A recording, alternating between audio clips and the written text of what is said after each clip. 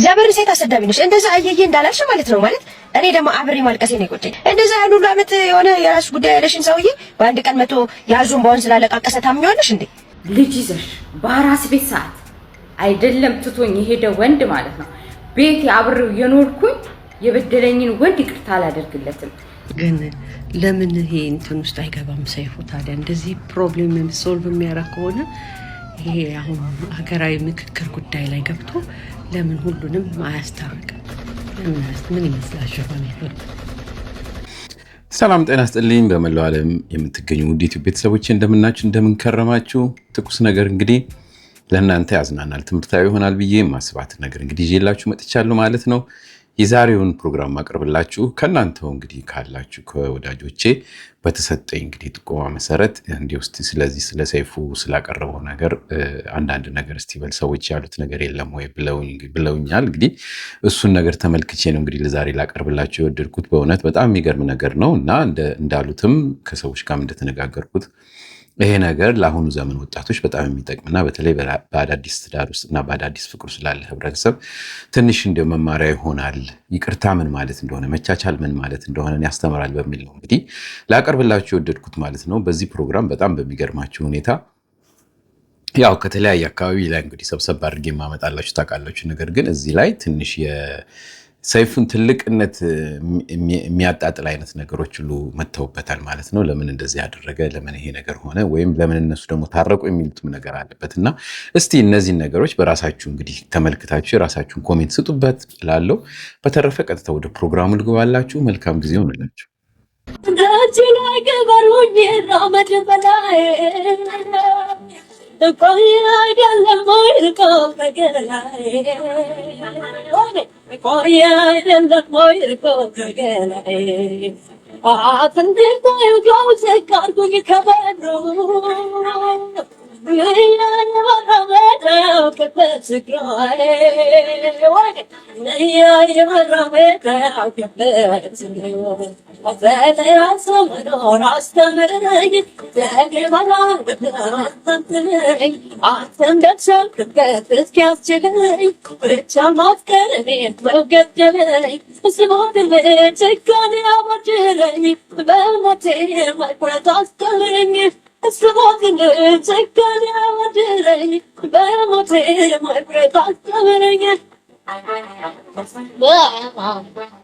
ሰይፉ ፋንታውን ግን ምንድነው የሰራው ምንድነው ያደረገው ፍቅር የለም ጠፍቷል ሲባል በዚህ ዘመን አመጣህና አይ ፍቅር አለኮ ብለ አሳየን አስመለከትከን እሺ ያው አለ ብለን አመነን አይተን እዛው ፕሮግራም ላይ አይ ይቅር መባባል የለም ጠፍቷል የሚለውንም እዛው ከተተወ ይቅር መባባል እንደሚቻል እዛው አንድ ፕሮግራም ላይ ታስመለክተናል ሁለት የሉም የሚባሉ ነገሮችን አንድ ፕሮግራም ላይ እንደሚቻሉ ታሳየናል አረ በጣም ነው የሚጸዳው ቤቲና ሀብታሙም ግን በጣም የሚገርም መዋደድ ያላቸው አይታችሁታል ሰይፉ የሆነ ሰዓት ላይ ወደ መድረክ እንዲወጣ ጋብዞት አላገኘሁትም ሲላት እንዴት ቅር እንዳላት እንዴት ክፍት እንዳላት ስፍስፍ እንዳለች መልሶ ግን ወደ መድረክ እንዲወጣ አደረገው አገናኛቸው ይቅር ተባባሉ አስታረቃቸው እጅግ የሚገርም መዋደድና ፍቅር ነው ልጁስ መጨረሻ ላይ ምን እንዳላት ሰምታችኋል ማመን አቃተኝ ሰይፉ ግን የእውነት ትችላለና እነዚህ ባለ ታሪኮች ሀብታሙና ቤቴሌም ነው የሚባሉት ላስት ዊክ አይ ቲንክ ቀርባለች እሷና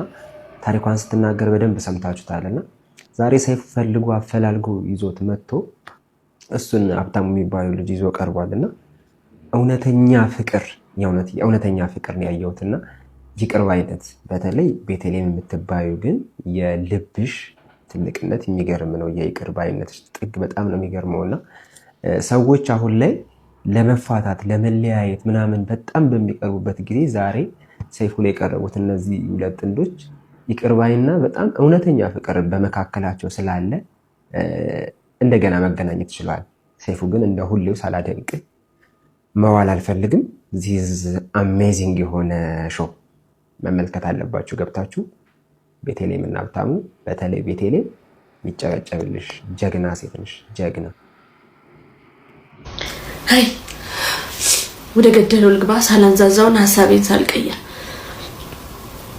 ላላባለው በጣም ተስፈኛ ጎበዝ ልጅ ጠንካራ ብዙ ያሳልፍኩኝ የ24 ዓመት ወጣት ነኝ ከዛሬ 2 ዓመት በፊት ከአዲስ አበባ ዩኒቨርሲቲ ተመርቄ ቲክቶክ ምናምን እየሰራሁ ነበረ።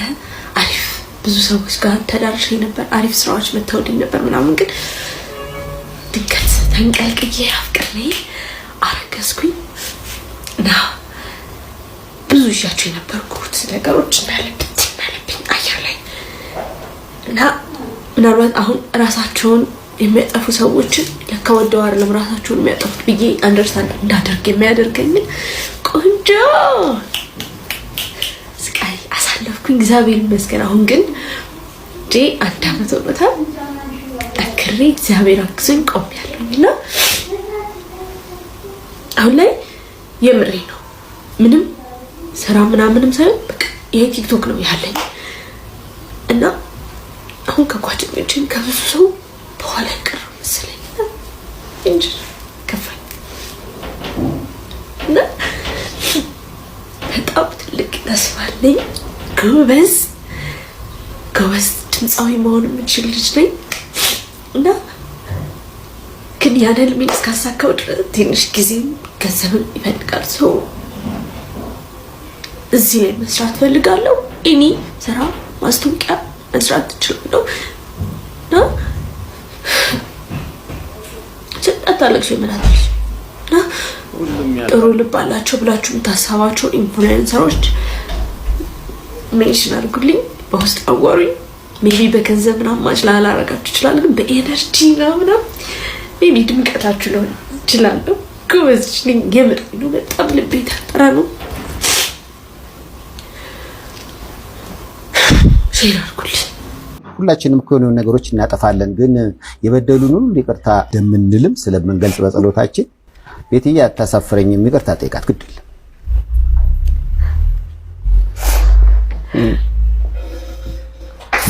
ምን ማለት እንደምችል ወሬ ነው ማለት እኔ ሳላስባት ቀርቼ ብዳም አይደለም።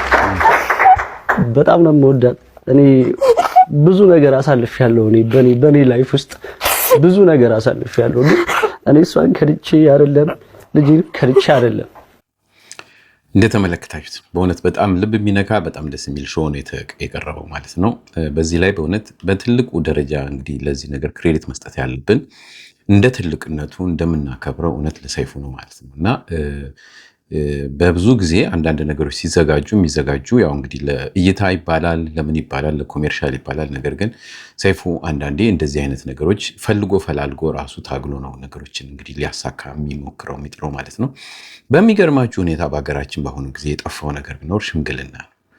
ሽምግልና ማለት በስሙ ራሱ የሸመገለ ሰው አይረባም እንደሚል አይነት ነገር የተጣለ ነገር ቢኖር በሀገራችን ምንድን ነው ሰዎችን አስማምቶ አንቺ ትብሽ አንተ ትብስ ቢለውን ነገር አግባብቶ ነገሮች ከጊዜ በኋላ ያልፋሉ ብሎ ያንን ነገር መክሮ አስተካክሎ ማስታረቅን የመሰለ ትልቅ ነገር በሀገራችን እየጠፋ ነው። ምንም አይነት ትንሽም ሆነ ትልቅ ጠብ ቢኖር ያንን ነገር እሳት የሚያቀጣጥልና ብሎ የሚያልፍ ነው እንጂ በብዛት ያለው በእውነት በሀገራችን ላይ ብዙ አይነት መንገዶች አይቻለው። በህይወቴ ብዙ አይነት ሰዎች አጋጥመውኛል። ለእርቅም ሆነ ለሽምግልና ህብረተሰቡ ራሱ ዝግጁ አይደለም። ይሄ እንግዲህ ስልጣኔው ያመጣው ነገር ይመስለኛል እና እንደነዚህ አይነት ሰዎች መገኘት በጣም ትልቅ ነገር ነው እና ሰይፉን በእውነት በዚህ አጋጣሚ ማመስገን ሁላችንም ያለብን ይመስለኛል ማለት ነው። በተረፈ ግን በቃ እነዚህ ልጆች እድላቸው ሆኖ እንግዲህ ሰይፉ ጋር ቀርበው ለመታረቅ ችለዋል። የእነሱን መታረቅ የእሷን መቻል አይተው እንግዲህ የተለያየ አይነት ሰዎች የተለያየ አይነት ነገር ብለዋል። ይሄ ነገር ወደ ሶሻል ሚዲያ ወደ ቲክቶኩ ዓለም ቢገባ ኖሮ ምን ይመስል ነበር የሚለውን ነገር ደግሞ እንደዚሁ የተናገሩ ሰዎች አሉ። እስቲ ከቲክቶኩ ዓለም የተናገሩትን ትንሽ ነገር እስቲ ላቅርብላችሁ።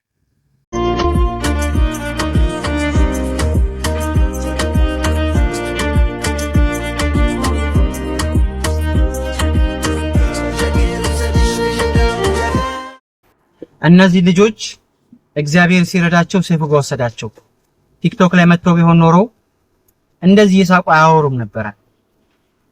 መጀመሪያ የሚያደርጉት ነገር ሚስጥሮቻቸውን የሚያዘርግፏቸው ቲክቶክ ላይ ቢሆን ኖሮ ምን አድርጎሻል፣ ምን አድርጎሃል፣ ምን አድርጋለች ምናምን በቃ እሷ ይሄው ወልጄ እንኳን ይወት አላለኝም፣ ዳይፐር አልገዛልኝም ምን ቁሳቁስ ነገር ያወሩና እርስ በርሳቸው ቅራኔ ይፈጥራል። እሱ ደግሞ እንደዚህ የዛችን ሚስጥር የሷን ሚስጥር እሷ የሱን ሚስጥር ታወጣለች። ከዛ በኋላ እኮ አብረው ሊሆኑ ይችላሉ። ግን የሆነ ጓደኛሞች ሚስጥር ከተወጣጡ በኋላ አብረው ቢሆኑ ራሱ እንደ የበፊቱ ፍቅር አይመለስም። ምክንያቱም አንድ ሚስጥር ወጥቷል። የቲክቶክ ፕላትፎርም ያንን ነው እያደረገ ያለው። ብዙ ባለትዳሮች አብረው የማይመለሱት የልጅና አባትና እናት አብረው የማይሆኑበት ምክንያት ቲክቶክ ላይ መተው ሚስጥሮቻቸውን ያባክናሉ። ከዛ በኋላ አብረው ቢሆኑ ራሱ የሆነ ጊዜ ላይ አንተ እኮ እንደዚህ ብለህ ነበር፣ አንቺ እኮ እንደዚህ ብለህ ነበር ምናምን ይመጣል። ሴፉ እግዚአብሔር ይስጠው ወስዶ እንደዚህ ነው ማስታረቅ። የምን ሚስጥር ማስወጣት ነው? በቃ አብራችሁ ነበራችሁ፣ ያልተግባባችሁበት ነገር አለ። በቃ እንደዚህ አድርጎ ሽማግሌ ሆኖ ያስታርቃል እንጂ ፎሎ ሰብሳቢ ጊፍት ለቃሚ ምናምን ጋይዳችሁ ትዳራችሁን እባካችሁ፣ ስፔሻሊ ልጅ ወለዳችሁ ሰዎች እባካችሁ የምትሄዱበትን ቦታ ፕሊዝ። እነዚህ ግን እግዚአብሔር ይስጣቸው፣ ሴፉን እግዚአብሔር ይስጣው። ጥሩ ቦታ ሄደው በእርግጠኝነት እነዚህ ልጆች አብረው ይሆናሉ፣ ልጃቸውን የሚያሳድጋሉ ብዬ አስባለሁ። ምክንያቱም ቁርሻቸውን አልተናገሩም። ምንም አይነት ሊያጣላቸው የሚችል ነገር አይኖርም ከዚህ በኋላ፣ ምክንያቱም ሚስጥር አትወጣጡ እና ሴፉ እግዚአብሔር ይስጣው። ሰይፉ ጋር መጣ ስትናገር የነበረውን ነገር ቲክቶክ ፍርድ ቤት መጣ አውርታው ቢሆን ብላችሁ አስባችሁታል? ጋይስ አስባችሁታል? አይ ሰይፉ አይ አንተ እኮ ትለያለህ። አቤት አየሽ ገቢ እግዚአብሔር ምስክሬ ነው። እንደው ቲክቶክ መንደር ላይ መጥቶ ሰይፉዬ እግዚአብሔር ይጨምርልህ፣ እድሜ ጤና ይስጥ፣ ያራዳ ልጅ እናቴ ትሙት። እኔ እንዴት እንደሚመቸኝ እኮ ጋይስ የምሬን እኮ ነው። ከዛስ ደግሞ እነዚህ በጎች አሉ፣ ደግሞ እነዚህ ኮምፒውተር እንትናን በረካጅ አስታርቅልን ገብቷችኋል መቼም። ስም አልጠራም በጣም የታዘብኩትና በጣም የገረመኝን ነገር ልንገራችሁ። እግዚአብሔር በሚያውቀው የቲክቶክ ፍርድ ቤት መታ ቢሆን ኖሮ ልጅቷ በጣም ብዙ ነገር እንሰማ ነበር። ለተወሰነ ጊዜ የሆነ ጊፍቶች ምናምን የሆነ ወይ እዛ ኮመንት ላይ የሚጻፈው ይሄ ጀግና አንበሳንሽ ሴት ስለሆንሽ አትወድቂም አትሰበሪም ከሚለው ኮመንት ውጪ ሌላ ታሪክ አይኖራትም ነበረ። እግዚአብሔርን ነው የምልህ። ይሄን ቪዲዮ ሳየው ማለት ነው ብራዘር ራሴን ነው ያየሁት። ራሴን አየሁ። በቃ ማለት የይቅርታ ልብ መኖር አለበት። ነገ ከነገ ወዲያ ሰው ከሚወደው ከሚያፈቅረው በጣም ሪስፔክት ካለው ጋር ነው የሚቀያየመው የሚጣለው። አሁን ሚስት ቻት ብታረግ ከወንድ ጋር ምንም ችግር ከሌለባት ትጣላ። እኔም አሁን ዝም ብዬ ተነስቼ ከሴት ጋር ዴት ባረግ ሚስቴ ዝም ካለች አትወደኝም ማለት ነው፣ አታፈቅረኝም ማለት ነው። ባይዘው ሰው ሲተራረም ነው የሚጣለው። ዛሬ አንተ ብርክክ ካልክ አይደል ነገ የምትቀናበትን ነገር ነው ያደረከው። ልጅህ ወይም ልጅሽ ይሄን ነገር ስታይ ወይም ሲያይ ይሄንን ታሪክ ነው ይዞት የሚቀጥለው። ይሄ ቪዲዮ እንደ ታሪክ ነው የሚቀመጠው። እግዚአብሔርን ነው እኔ በጣም ነው ደስ ያለኝ። በቃ እኔ ተማርኩበት፣ በእኔ ተምሬበታለሁ። ጎንበስ ማለት ነገ ቀና የሚያደርግህን ነገር ነው ያደረኩት። ብራዘር ወድጄዋለሁ። እግዚአብሔርን ሴፉን ቴንኪው። በመጀመሪያ ደረጃ እውነት ሴፉ ሾ እግዚአብሔር ይስጥክ፣ በጣም ትልቅ ልብ ነው ያለ። እኔ ግን አንድ ነገር ከልጅቷ ተረዳው፣ ምን ያህል ደግ ልብ እንዳላት። በጣም ጥሩ ልጅ ናት። እግዚአብሔር በጣም ደግ ልብ ነው ያላት። በዛ ላይ ግልጽ ናት። እውነቴን ነው። ይቅር የሚል ልብ ካላችሁ እግዚአብሔርን አመስግኑት። እናንተ ሰው ተወዳላችሁ ማለት ነው። ወልዶ መነሳት ከሞት እንደ መነሳት ነው የሚቆጠረው። በችግሯ በጭንቀቷ ሰዓት ልጅ ወልዳ ገንዘብ ባጣችበት ሰዓት ጥሏት የሄደ ነው አንድ ወንድ ልጅ እንደምትወደው ተናግራ ድጋሚ በይቅርታ እንደማቀፍ የሚያስደስት ምንም ነገር የለም። አብዛኞቻችን እማናረገው ነገር ነው። ምክንያቱም ገፍቶን በችግራችን ሰዓት ያልቆመ ሰው፣ በችግራችን ሰዓት የራሱን ችግር ሊቀርፍ የሮጠን ሰው ድጋሚ ደግሞ በህይወት ማምጣት ለወደፊትም አደጋ ነው እንዴ እንደሚመስለኝ። የልጅቷን ልብ ሳላደንቁ አላልፍም። መጨረሻችሁን ፈጣሪ ያሳምርላችሁ። ግን ከዚህ በላይ ችግር ቢመጣስ ይሄ ሰው አብራት ይቆማሉ ወይ ነው ትልቁ ነገር። አሁን እቺ ልጅ እያንሰራራች ነው። እቺ ልጅ ለመቆም እየደሃየች ነው።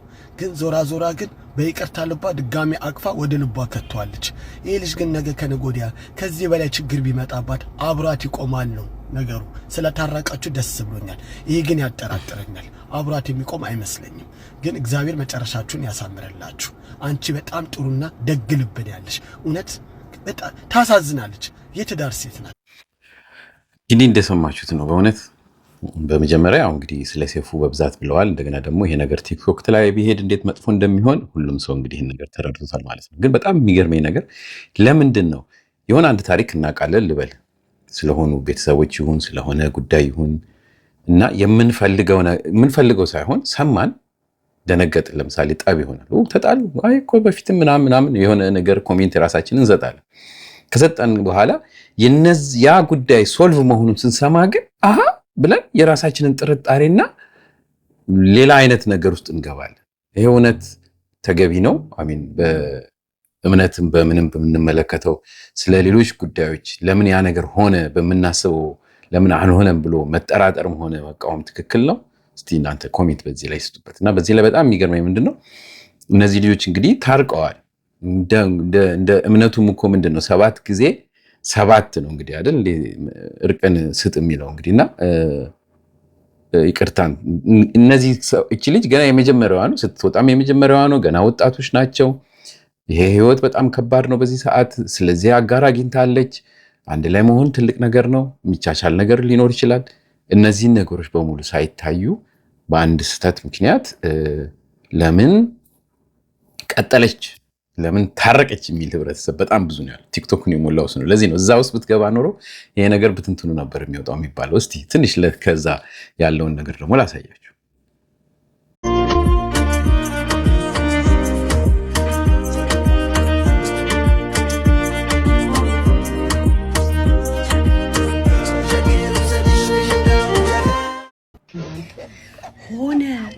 ሆነ ተከናወነ የሚለውን ልጅ ታውቁታላችሁ።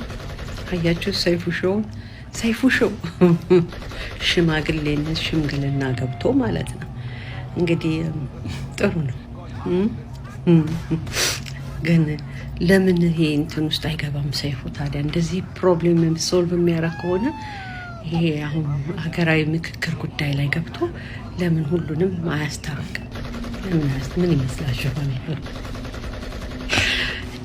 ከዛኛም ሆነ ተከናወነ እንላለን። ግን የሆነ ሆነና አንቺ ሚጢጥዬ የሚጥቂል ልጅ አንጀቴን የበላሽ።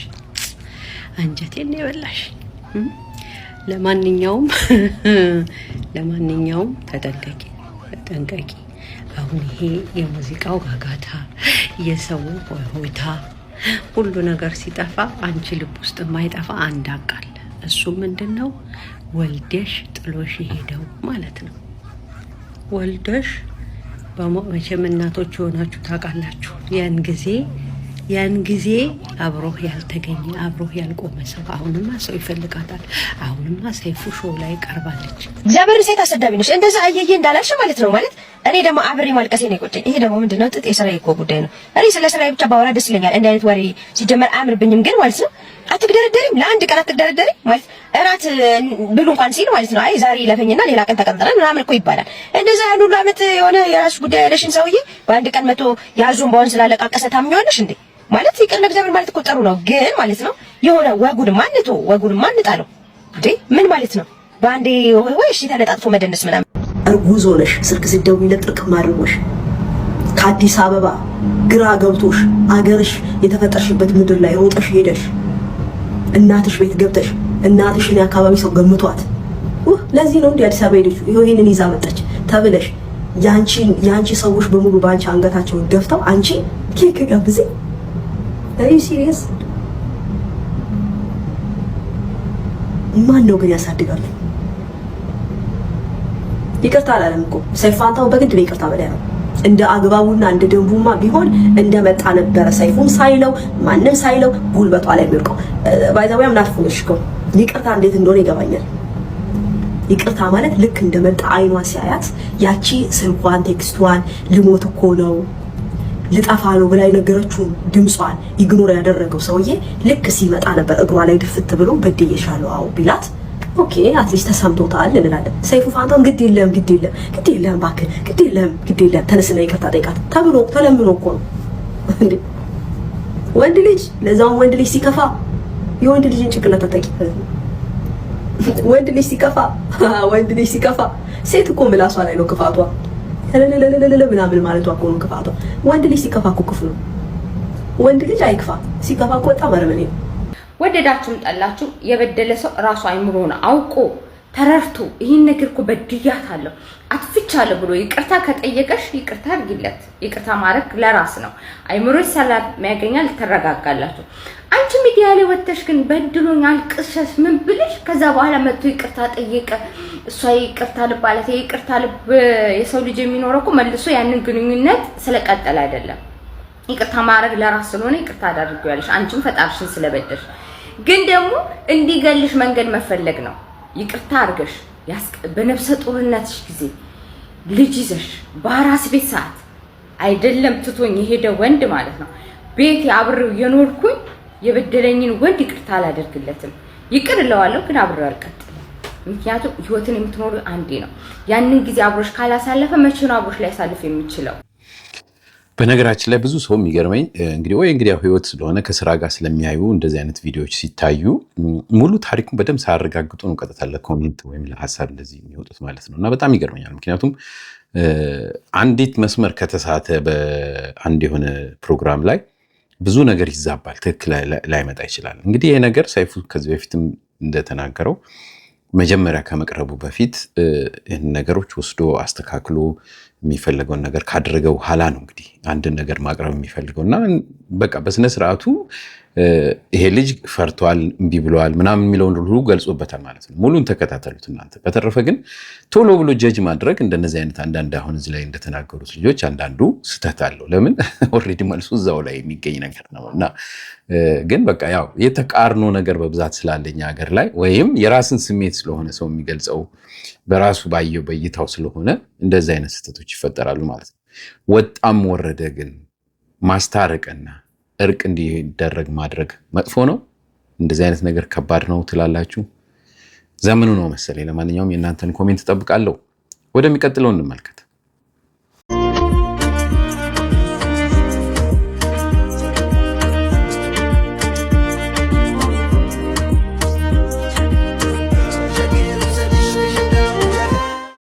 ከጸና ሃይማኖት ይልቅ ፍቅር ይበልጣል። ሃይማኖት ኑሮ ፍቅር ከሌለ በሃይማኖቱ አትድንበትም። ፍቅር ከሰማዕትነትም ይበልጣል። ስጋዬን እንኳን ለእሳት መቃጠል አሳልፌ ብሰጥ ፍቅር ከሌለኝ ምንም የምጠቀመው ነገር የለኝ። ገንዘቤን ሁሉ ለምጽዋት ብሰጥ ፍቅር ከሌለኝ ከንቱ ነኝ። ተራራ የሚያፈልስ እምነት ቢኖረኝ ፍቅር ከሌለኝ ከንቱ ነኝ። ፍቅር የሌለው ሰው አንገቱ እንደ ቀለበት እስከሚቀጥን ድረስ ቢሰግድ እንኳን ከለፋበት ስግደት የሚያተርፈው ነገር የለውም።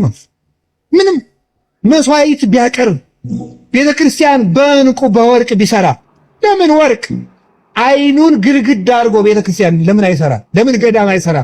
ለምን አብነት ትምህርት ቤት አይሰጥም? ልጁን እንኳን ቢገብር ለምን አንገቱን ቆርጦ አይሰጥም? ፍቅር የሌለው ሰው ሰማዕት ቢሆን እንኳን አይሰርቅ። ሰማዕት ሆኖ ቢሞት እንኳን በምላስ ታጥቀው በቃል ጋጋታ ሳያውቁ አውቀው ያውም ለይታ አንቂነን ባዮች እንኳን ሊያነቁ ራሳቸው ተኙ። የነሱ አሮ የሰውን ኑሮ ማቅናት ተመኙ። ለሰው ሲመክሩ ማአት ቲዮሪ መድረክ ላይ ጀግና ናቸው ግን ፈሪ። ፍቅር ሲሰብኩ ፍቅር ጎሏቸው ትዳር ሲያብራሩ ቤት አልባ ናቸው። ባዶውን ጀልባ በወሬ ነርተው ሁሉንም በቃል በምኞት ሰርተው የሰው ኑሮ ላይ እሳት የሚረጩት ታመው እነሱ ልሁን ይላሉ ለሰው መድኃኒት። የሌላቸውን ደፍረው እያወሩ ጭራሽ ተኝተው ላንቃ ይላሉ። ከቶስ ማን ነቃ? ማንን አነቁ? ቃል አሳምረው የሰውን ሕይወት በወሬ ያወቁ። አንተም መካሪ አንቂ ባይ ጀግና ስለ ባል አውራ ባላቱንና አንቺም ስለ ሚስት ሆነሽ መካሪ ሚስት መሆን ከብዶሽ ብቻ እንዳትቀሪ። ባይሆን ወጉን ይዘ ለወግ ሳትበቃ እንዳያልፍብህ አንቂ ሆይ ንቃ። ምክርህ ኑሮ ላይ ካልታየ ፍሬው አንቀላፍተሃል በደንብ ወቀው። ማን አሳይቶሽ ነው የነፍሴን ስምኩር? እንዴትስ ገባሽ በልቤ በኩል? ዘግቼው ነበር የልቤን ደጃፍ የነፍሴን አጥር። የት ጋር ከፍቼው ነው ልዘጋ ስጥር? ዘግቼው ነበር ደረጋግሜ፣ ዘግቼው ነበር ጠረቃቅሜ።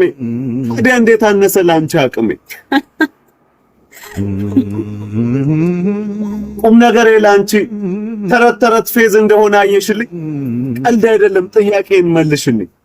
ባክሽ አትሳቂ፣ የጥርስሽ ንጣቱ ያሳያል ህመሜን፣ የፈገግታሽ ውበት ይደብቃል ህልሜን። አትሳቂ ጥርሶችሽን ያየ ነፍሴ ሞቶ ደግሞ ባይነሳስ፣ ከንፈርሽን አትክፈችው ፈገግ አትበይ በለሆሳስ።